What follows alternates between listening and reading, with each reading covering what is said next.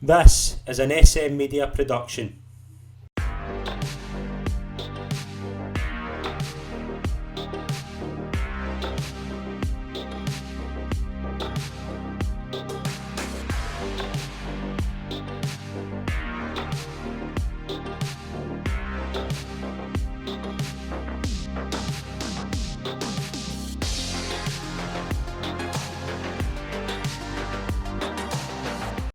Hi everyone, and welcome to the final episode of this series of The Rewind right here on SM Media. I'm Scott McPike. It's an absolute pleasure to be your host as always. We have looked at a lot of subjects in this series. We've looked at the infamous run of John Barnes at Celtic. We've looked at the golden generation at Hibs and Aberdeen winning the European Cup Winners' Cup.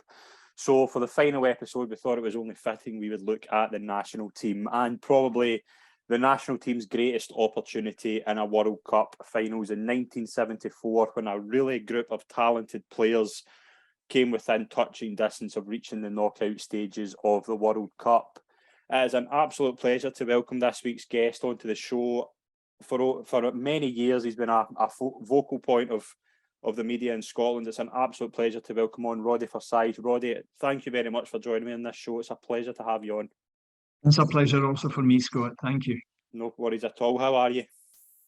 Well, you've brought back some memories of I wasn't working in those days covering the World Cup, but I do remember some of it and how potent a subject it was for argument, as I'm sure we're going to find out, aren't we? Yeah, we are indeed. I mean, we obviously, it's a long time ago, and obviously football has changed so much, and we're recording this on a World Cup year. So it's only fitting, I think, we go back to the best chance Scotland have ever had to go kind of progress to the knockout rounds in a World Cup. Roddy, see when you look back on this tonight from in 2022, how talented was this group of players? I mean, I'm just looking here at the squad. I mean, there's some names I just want to ring off. You've got the likes of Jim Holton, Sandy Jardine, Danny McGrain, Billy Bremner, Jimmy Johnson, Davy Hay, Tommy Hutchison, Kenny Dalglish, Joe Jordan, Dennis Law, Peter Lorimer, Willie Morgan. That's not a bad group of players, isn't it? We felt at the time, I think, that it was almost automatic that they would qualify from their section in the World Cup. But as we have discovered with many a group of very talented players since that time, it needs more than that. It needs organisation, it needs tactical nous, it needs luck. And that wasn't something that Scotland were particularly good at generating in this competition. Roddy, we'll move it kind of before the World Cup. We've obviously got a couple of things to cover before we actually get into Scotland's run in the tournament. The manager at the time before the World Cup was Tommy Docherty. Had obviously been a well-known figure. The World Cup group stage, the qualifying, Denmark and Czechoslovakia. Scotland had won their first two games, beating Denmark, and then out of the blue, Tommy Docherty had been offered money to go to Man United and took that job. What's your kind of memories of that, and what's your thoughts on obviously what you've heard since about Tommy Docherty? And obviously we know he's a very colourful character in Scottish football, but what kind of stands out to you about that decision when Tommy Docherty left the national team? The SFA, like most football associations, was very conservative. They liked what they knew, and actually their first choice as manager was Willie Cunningham, right? Who'd won 30. He was a Northern Irishman who won 30 caps for his country, and he'd been manager at Dunfermline, Falkirk, and St Mirren. It wasn't a spectacular pedigree, but he'd taken Dunfermline to third place in the Scottish First Division. And the SFA asked him to be their manager, and they were surprised and quite miffed when he said no. Cunningham actually quit management in 1974 when he couldn't get St Mirren promoted, so it's unlikely he would have energized the Scotland squad. So they turned to Tommy Docherty, known as the Doc. He'd something of a reputation as a ducker and diver with a lot to say for himself. And he was assistant manager to Terry Neal at Hull City, but he fancied himself quite clearly at a higher level. And the SFA appointed him on a temporary basis. Then they gave him a 4-year contract. And he did have an impact. He gave Kenny Dalglish his international debut against Belgium at Pataudry. And in his 12 games in charge, he supervised home and away wins over Denmark in the qualifiers. And typically for the Doc, he said, "My biggest ambition is to take Scotland to the World Cup finals in Germany. I've signed a 4-year contract. I will be with them all that time," which was not the case because, as you say, when he got a sniff of the job at Manchester United, he jumped at it and he moved to Old Trafford in 1973. And Scotland's decision to appoint Willie Ormond, and obviously Willie Ormond had been a terrific player back in his day, but he'd been at St Johnstone. He wasn't. I wouldn't say, kind of looking back and kind of reading things about this, I wouldn't say it was the popular choice to be the manager. What do you think that was about? Like Willie Ormond coming in, do you think that was with a character like Tommy Docherty who was very full of himself? And I don't think Willie Ormond was like that. Would you agree? Yes, they swung the opposite way with Willie. After the flamboyant Docherty, Willie was a much more reserved figure. He had taken St Johnstone to a Scottish League Cup final. He'd seen them to third place in the league behind Celtic and Aberdeen, but ahead of Rangers. And he had steered Saints to a European place. So it was a big achievement for a small club, and that mattered to the SFA. Willie was known as the quiet man. And not all the fans liked that. It didn't help his standing with the supporters when Scotland lost 5-0 to England at Hampden in his first game in charge. That was friendly to mark the centenary of the SFA. But then they lost to Northern Ireland and England in the 1973 home championships. And it began to become quite a fear amongst the Tartan Army that the Scots would blow their qualifying showdown against Czechoslovakia at Hampden. But that became a legendary occasion for those who were there and who saw Scotland fall behind but stage a comeback. Goals from Jim Holton and Joe Jordan, which meant they qualified for the World Cup finals for the first time in 16 years. And to make matters even sweeter for the Tartan Army, England didn't make the finals because they could only draw the last qualifier against Poland at Wembley. So the Scots were on their way to West Germany, and when the draw was made, they found they would have the company of Brazil, Yugoslavia and Zaire. And it's interesting with you touching that England game, that 5-0 defeat, because when you look at that Czechoslovakia game, only 4 of the team that started that 5-0 defeat to England that played in that Czechoslovakia game. And who were the kind of players that came through in that? I mean, Tommy Hutchison immediately comes to mind. I mean, he was a player from Coventry City who nobody had really heard of, but he came in. And Willie Ormond, who you've kind of read since, one thing he had was he was a tremendous judge of a player. And he was able to kind of foster a new team and build them in and manage to get them qualified for a World Cup against a Czechoslovakia side who at the time were a real powerhouse in European football. Yes, and Jim Holton, who scored the equaliser to bring Scotland back into the game after they'd fallen behind, he became legend in a song, of course, 6'2", Big Jim Holton's After You. And he became, many Scottish fans now will not remember Jim, and won't be able to bring him to mind easily, but he was crucial to that team, as was Joe Jordan. Now, Scotland in those days had a degree of power in the air, particularly with those two. And of course, we were supposed to also have the trickiness of Jimmy Johnson, which was interesting because Jimmy played a major role, a starring role, although not in the way he had planned in the build-up to the games, but later when we got into the home championship before the World Cup. But ironically, Jimmy Johnson, who was felt to be one of the key figures, was not used during the World Cup, and that was something that Willie Ormond, he never really answered questions about Jimmy, and there was a lot of speculation that Jimmy might have been disciplined for the episode, of course, with the rowing boat, which no doubt we're going to talk about. We certainly are, yeah.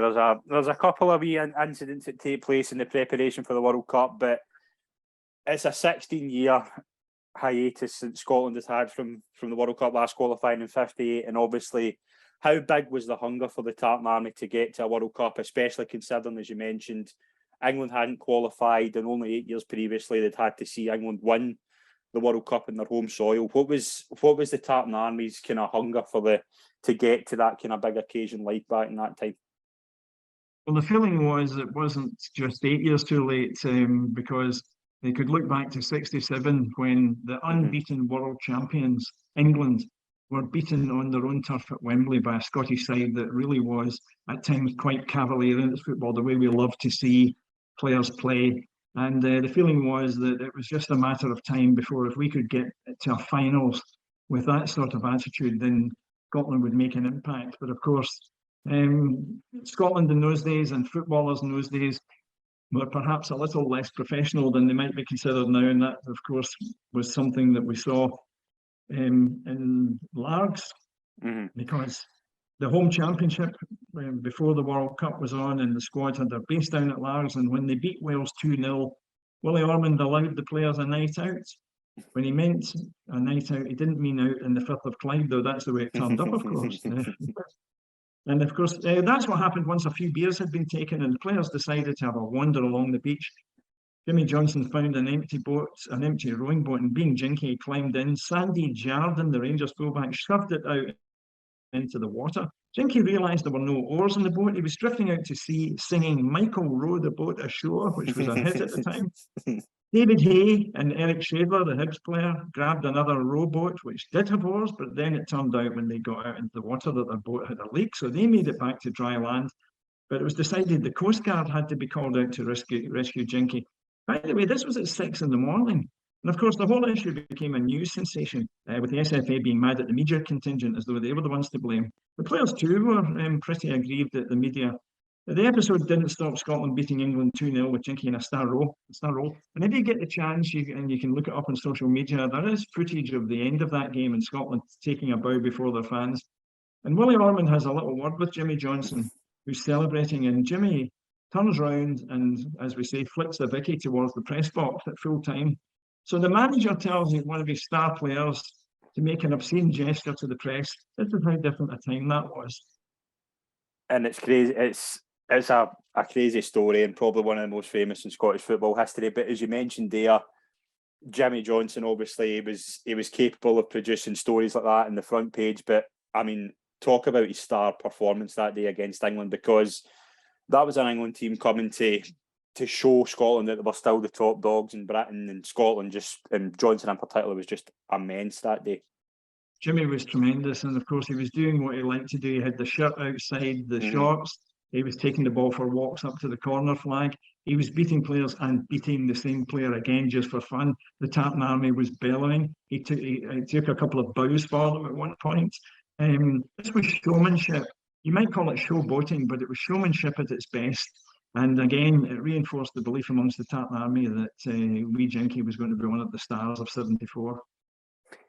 And the draw, obviously, you spoke a few minutes ago about the draw. Scotland are drawing with the world champions Brazil, European powerhouses Yugoslavia, and the African champions Zaire. It's very different now to '74. I mean, and if Scotland were in the World Cup, we would know basically the three teams they were up against in a few minutes. But I mean, famously, Willie Ormond goes to Zaire to watch them play in the African Championship final, and leaves at half time to go for what he called a wet, which was his euphemism for a drink. And it showed the kind of, I don't think that, obviously Brazil, we know about Brazil and how, I mean, this is 4 years after the superb team of the 1970 World Cup. Yugoslavia were making their name. There wasn't much known about Zaire, was there? Well, it was interesting to look back from the perspective that we have today and how we regard world football, because in those days, there wasn't a FIFA ranking table. Yeah. So tournament, there wasn't in those days. So tournament draws were a bit of an ad hoc affair. Brazil could claim to be the number one side by virtue of being the reigning world champions, of course. But Yugoslavia had posted a warning because they beat Spain to reach the finals, although they weren't considered, at least in Britain, as particularly hazardous opponents for Scotland, which, when you consider that Yugoslavia at that time consisted of Croatia, Serbia, Slovenia, Macedonia and Bosnia and Herzegovina, it now seems incredible to regard them as that. And then there was Zaire, first-time qualifiers, and from Africa, which was the back of the beyond from world football as far as British fans and the media were concerned. Willie Ormond actually said of them, if we can't beat Zaire, we might as well go home. Yet, as you say, they were in the African Cup of Nations final. They were the holders of the trophy. And another warning sign was that they had a Yugoslavian backroom staff, and their coach, Miljan Miljanic, was their coach, and he had double motivation for frustrating Scotland. So really, if we were to go into these circumstances now, far more, as you say, would be known about the opponents. They'd be broken down, of course, by computer studies, so we would know everything about every single player. And when you look back, it's really a kind of homespun attitude that we had going into that World Cup. And obviously, Brazil, I mean, we'll touch on Brazil later on, but they're not... Was there a thinking with Brazil? Like 1970, they were the best team probably of all time in a lot of people's mind, but was there a thinking that because it was going to be a European championship that they were going to be taking on a European style, or were Scotland still expecting the Brazilian elegance of 4 years before? It was felt, and again, it's so hard to imagine this looking back from our perspective in 2022, but it was widely felt that Scotland would win the World Cup, and that they'd be able to take on Brazil on European soil to their advantage. And a lot of this belief came from the fact that Scotland had gone down to Wembley in '67 when England were world champions and put on a show. So there was the feeling that Scotland were, it wasn't exactly a home game or a home tournament to be playing in West Germany, but it was felt that it was as near as makes no difference. And yet another factor that was going on in the background was there were rows about the size of the player pool. Scotland had arranged friendlies against Belgium and Norway, but warm-up games. But the run-up to those games was marred by disputes about the size of the player pool of money. The squad had a business manager called Bob Bain, and as was said at the time, if all his promises had been banknotes, everybody would have been happy. There was actually a showdown at the squad hotel at Largs, after which Willie Ormond said of Bain that he was no further on than he had been the previous November. So the Scots left for Belgium in a sour mood about the commercial arrangements. And a lot of people wondered if it had an effect on their performance in the warm-up match because it ended in a 2-1 defeat. Willie Ormond's reaction to the press immediately afterwards was to call the referee a homer. You wouldn't get away with that now, even in a friendly at UEFA level or FIFA level. And then Scotland flew on to Norway. And again, the signs of mishandling were very evident because their next source of unhappiness was the fact that the accommodation was not a hotel or based out in the country. It was a students' hostel, part of which was open to tourists who were coming in and out while the Scotland squad was there. And then the next row was when newspapers refused to pay £5,000 for an official squad photo. And morale got even worse when Billy Brenner and Jimmy Johnson got drunk in the students' bar. The SFA were all for sending the pair home, but they apologised and were allowed to stay. So the SFA took it out on the Scottish Daily Express, who'd broken the story and kicked them off the official flight. So you can imagine what this looked like to the support at home. Of course, in those days, it's way before social media. You can imagine what TikTok and Twitter and all the other social media outlets would have been like had they had that to feast on. But as it happened, things became a little calmer. The game itself was contentious. Scotland had to come from behind for a 2-1 win. But I think we would all agree that none of that, no part of those ingredients would now be considered acceptable in the build-up for such a big tournament. No, and obviously it's the infamous headline that Hugh Taylor wrote for the trip to the trip to Oslo was a tour de farce, and there's a lot of stuff to take from that trip to Norway. Was obviously Brenner and Johnson getting into a bit of a drunken stupor, I think's the word for it, but Johnston certainly kind of suffers from that, and we'll touch on it maybe later on, but Johnston's kind of demeanours during that trip certainly play a part in his lack of involvement in the World Cup. But it was on to West Germany for the World Cup. Scotland obviously were in the group with Brazil and Yugoslavia, but they would play Zaire first. Brazil would play Yugoslavia in the opening game and draw nothing each, which meant if Scotland were to beat Zaire in the first game, they would go top of the group. But before we get into talking about the games, Roddy, I want to touch on West Germany obviously hosting this is right in the middle of a very difficult time for the Germans. Obviously, it's still half of the Berlin Wall. 2 years after the Munich massacre in '72 at the Olympics, you look back at videos and kind of people's stories about this time, it was an absolute security frenzy. It was, and as soon as Scotland touched down in Munich, the security kicked in. They noticed immediately, as did the media, that the plane was surrounded by armed police, something like 50 armed policemen around the plane on the tarmac. And that continued into the lounges in the airport, and the surveillance went on right through to the team hotel and training ground.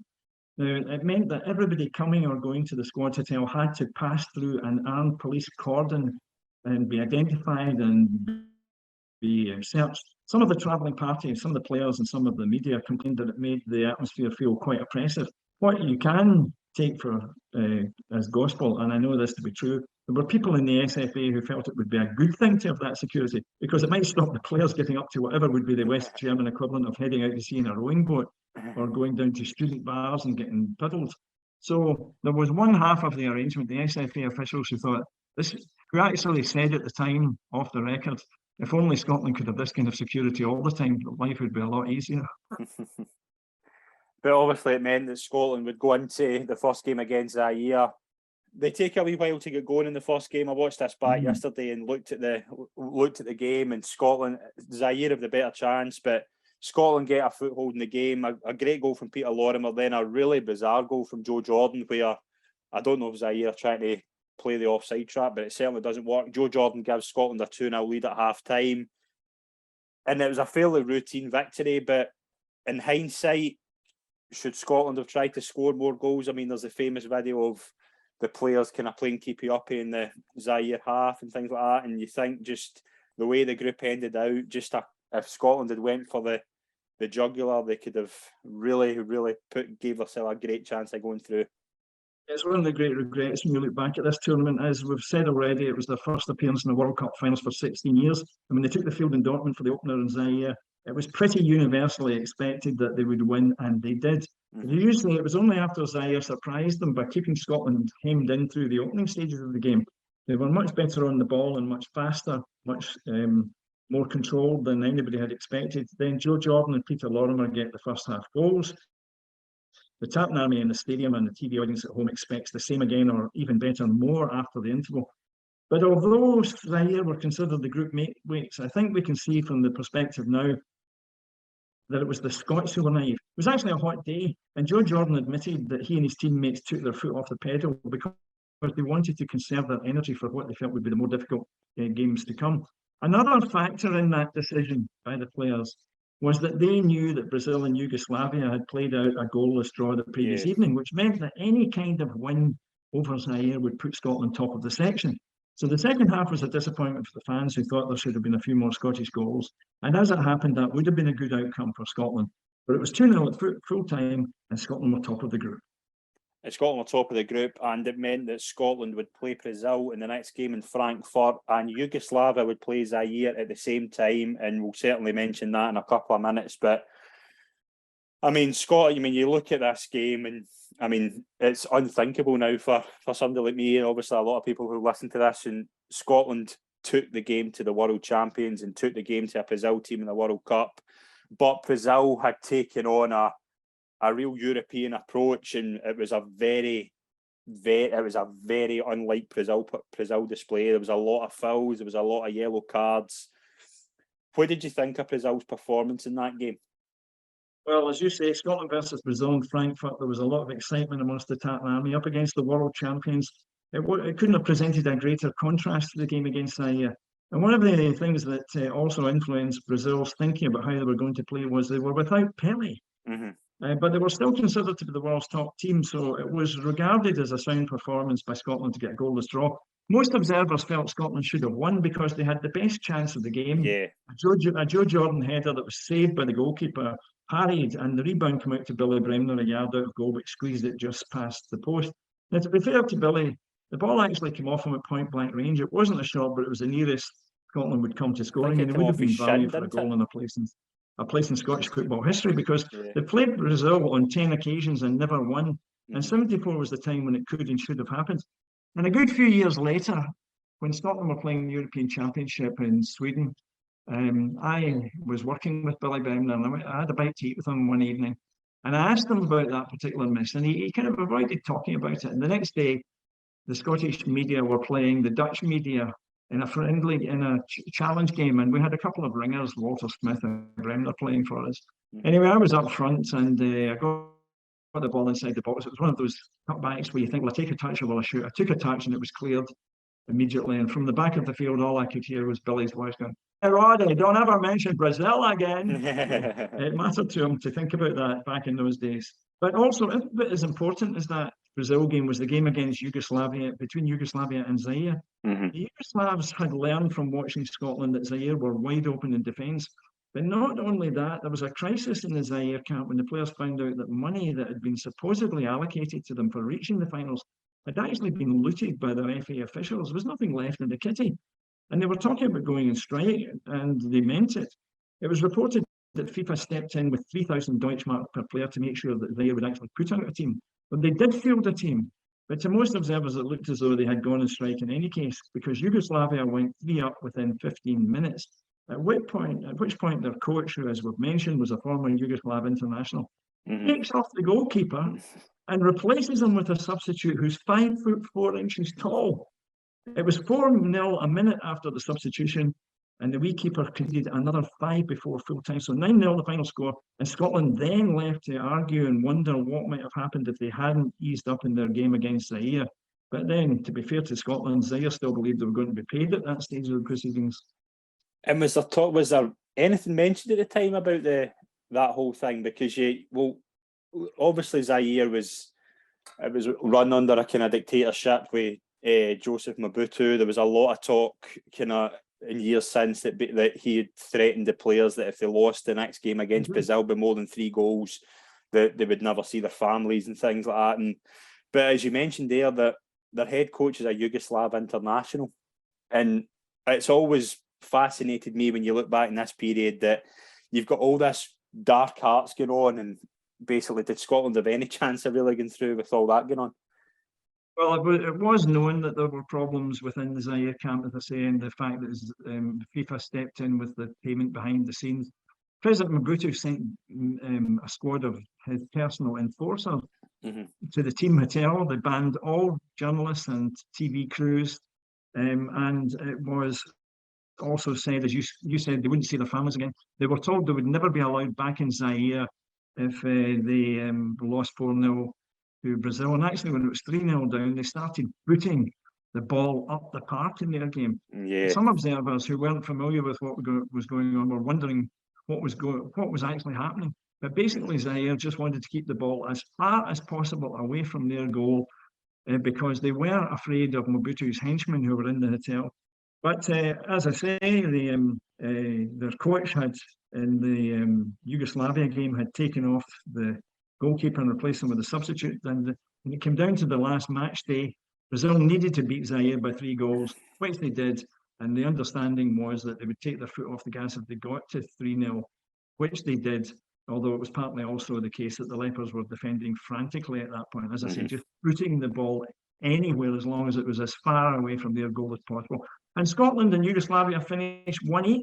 The Yugoslavs went ahead with 10 minutes to play. Joe Jordan got a very late equaliser, and all of which meant that Brazil, Yugoslavia, and Scotland all finished level on 4 points each.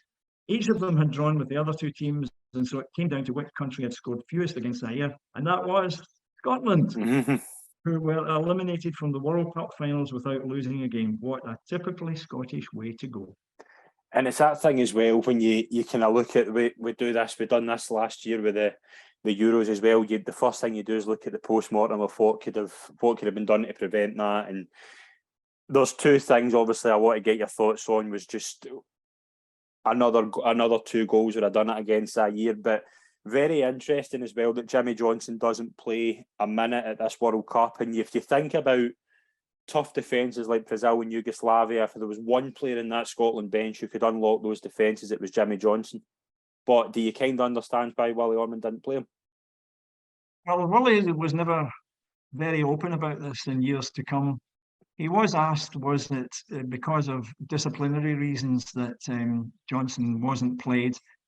He did once say if it was for disciplinary reasons, he wouldn't even have been in the bench. But that said, he had taken him along in the squad. There had been the incident, of course, it was quite separate from the rowing boat incident. There had been the drinking episode with Billy Bremner, but Bremner had also been involved in that, and he did play. So there's been debate about Jimmy Johnson's participation for many years. Jimmy Johnson himself felt that he had just soured Willie Ormond, and finally Willie wasn't prepared to trust him. It was speculated that Jock Stein might have made a call to Willie to see what the problem was, but I spoke about that to Jock years later, and he didn't. He said that there was no phone call, so we have to accept that. And it may just have come down to Willie's own particular idiosyncratic way of selecting the team. He may just have felt that, as people did sometimes feel, that Jimmy Johnson was a luxury player. That although you had him on the team to beat opposition players, and as you correctly said, to unlock defences, there were times that it was felt that Jimmy was a frill player, a player that was added on for ornamentation sometimes. You look back at his skill now and what he could do, and you find that almost an unbelievable attitude. Yet it was there, it was present in the media, it was present amongst some SFA officials, and it may have influenced Willie. And then obviously Scotland just the way the World Cup had worked out, West Germany obviously beat Holland in the final. but West Germany had lost to East Germany earlier on, so Scotland were the only unbeaten team in the finals, and I think there's only 2 teams that have been unbeaten in the group stages without qualifying for the last 16. I think it was New Zealand was the other one in 2010, but it showed you just how remarkable a feat that is and just how unlucky Scotland were. But you look at the kind of the stories from the Tartan Army, from guys obviously that went to Germany and other things, and the heroes welcome the players got when they came back to Glasgow Airport.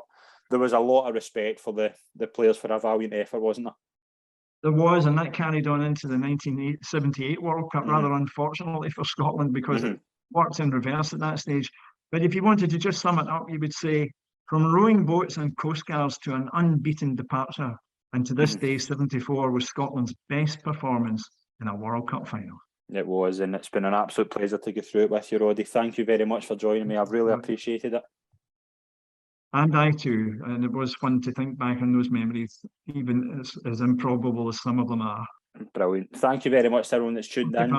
Please follow us on social media and subscribe to our YouTube and podcast channels. And we will be back soon for another series of The Rewind. Thank you very much.